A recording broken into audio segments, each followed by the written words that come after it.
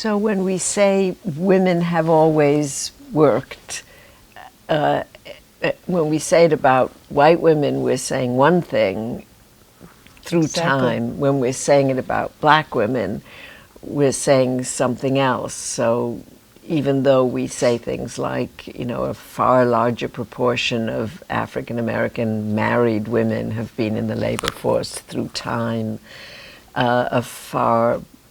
we are also saying that the middling sort of black women have also worked at civic responsibility through time, that the job of educating themselves and their children is being part of women's work. So we mean something a little different. And, you know, it's work, I mean, which is so often associated in this barest sense, right, with manual labor. It's supposed to intellectual work and civic work, which is also so critical. So yes, you're exactly right that black women have always worked, but how they worked, it's important to make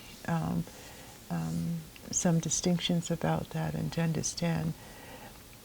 And also, and I don't want to give the impression that poor women were did not have ambitions to be icons of domesticity. Some of them no doubt did, because after all they had worked in white homes and they saw all these things that one could have. But I think that maybe unlike middle-class black women, poor working-class black women, and here I'm talking about, say, for example, a poor woman who works on a cotton plantation in 1920s Mississippi. She wants and does come home to a cabin that's neat and clean, and maybe it has some little starch doilies to make the place pretty.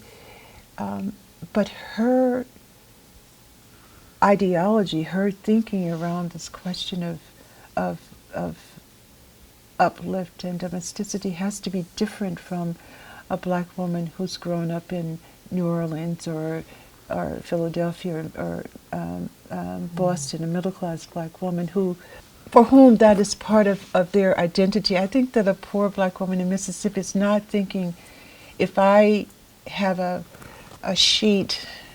bed unmade today, white people are going to hate me. I mean, you know, or they're going to like me less, and that I have to do this in order to convince white people that I deserve to be treated equally. Whereas for a middle-class black woman in Boston, that made bed was really like a key piece of this dialogue with white people, to say that we are like you.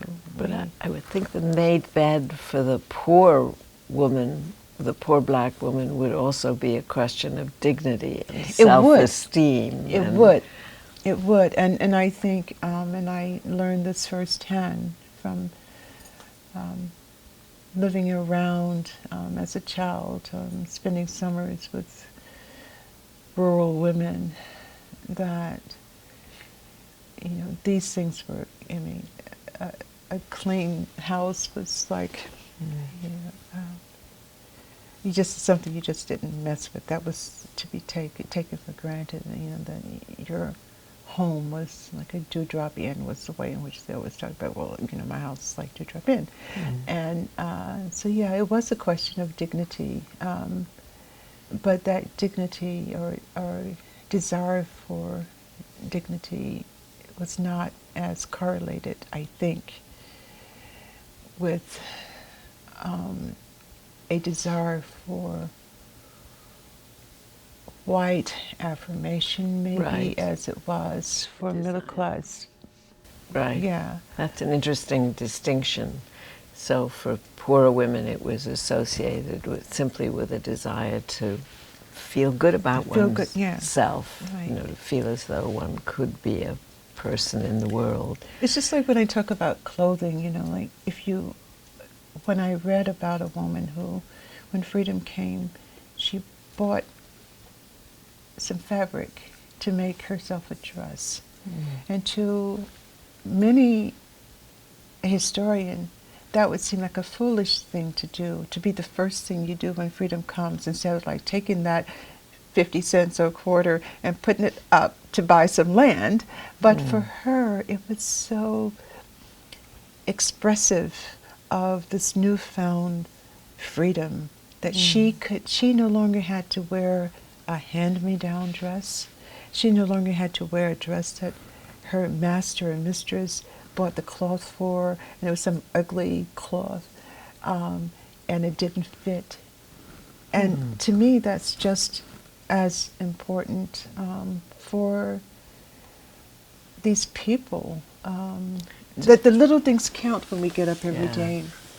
It is amazing, actually. That parallels the experience of immigrants who come to the States with their old world clothing, and almost the first thing they do when they can afford to do it is to dress or buy a dress, an outfit that turns them immediately into an American, and into an American and into a person, a free person, right? A free person, right?